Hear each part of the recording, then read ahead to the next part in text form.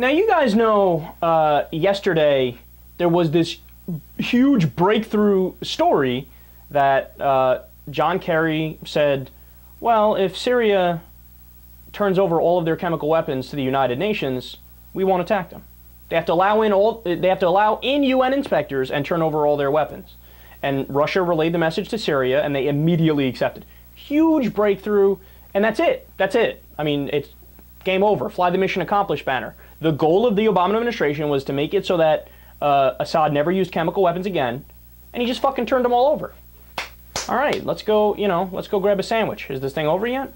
Well, Bill O'Reilly is an idiot. You guys all know this. I mean, his show is like wall-to-wall opinion.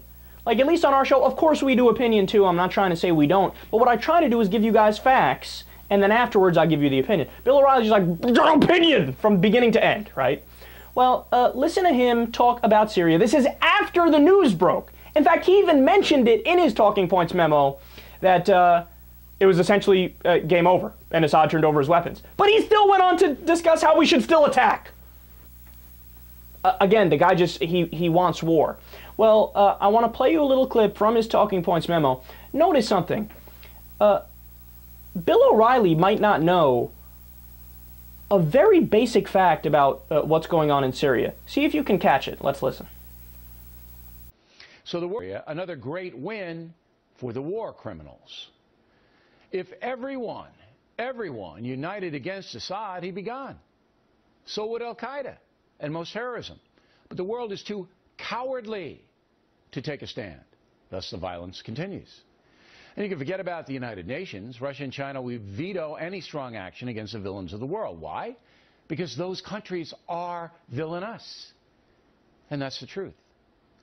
So it is left to the United States and its allies to try to impose some sense of justice on the planet. And the sad truth is, we cannot do it any longer. The USA is too weak, and it pains me to say that. It's too weak to even take care of a cheap thug like Assad. So ironically, a vicious attack in Syria now has extreme global implications. Russia, Iran, Al-Qaeda, and every other subversive group gain power. America, Britain, France, NATO, and those who are supposed to be the keepers of civilization lose power.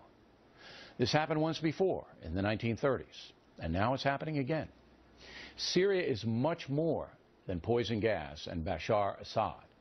It is about the struggle for decency and justice in this world. He doesn't know that Assad is fighting Al-Qaeda. He doesn't know that Al-Qaeda is on the side of the rebels. Look, he made the mistake twice in the clip that I showed you, and in the full talking points memo, which goes on for much longer, he actually makes the mistake 3 times, where he talks about how if we don't attack Assad in Syria, Al-Qaeda is going to be stronger, Al-Qaeda is going to be emboldened. Bill, Assad is fighting Al-Qaeda. They're at least half of the rebels. Some reports have them as high as 75% of the rebels. Al-Qaeda, Al-Nusra Front, ISIS, which is the particular faction of Al-Qaeda that we're talking about, Islamic extremists. There's video of them actually cutting out the heart of one of the Assad pro-government soldiers and eating it. There's another video of them, the so-called moderate rebels, executing soldiers on tape.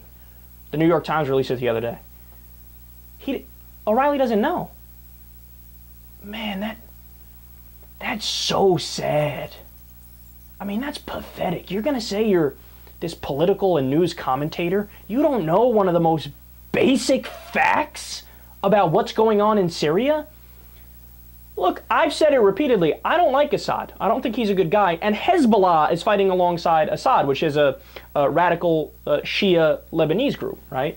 But of course, O'Reilly probably doesn't know Hezbollah is involved in this either. So I don't like either side of them.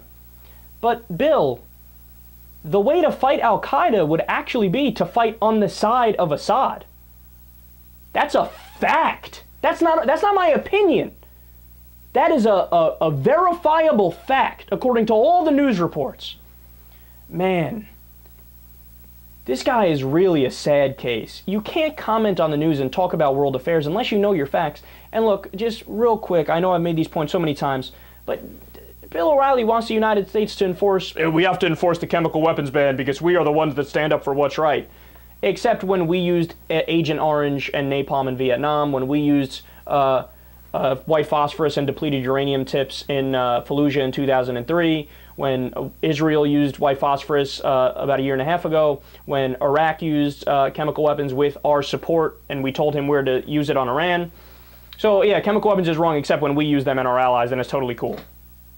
But Bill doesn't know history about that either. And then last point, like what does any of that mean? Oh, we're weak. Bill, we have 900 military bases around the world. We have the largest military ever in the history of the world. We just spent $7 trillion in Iraq when all is said and done by the year 2053 after all the interest. We're still fighting in Afghanistan. We're weak? But how do you define strong? See, to Bill O'Reilly, strong is just attacking random countries. To Bill O'Reilly, it's actually principled and virtuous to go bomb Assad in Syria, which is literally getting involved in a civil war that has nothing to do with us. Whatever happened to the common sense position of the only time you use the military is when it's to defend against an imminent attack? I thought that was common sense. But no, Bill O'Reilly's like, I'm in favor of the war. He even cites in the talking points memo how few Americans want to go to fight war in Syria. Only 9% of Americans are in favor of it. But Bill's like, I don't care. Let's go to war anyway. What an idiot. He's just an all-around fool.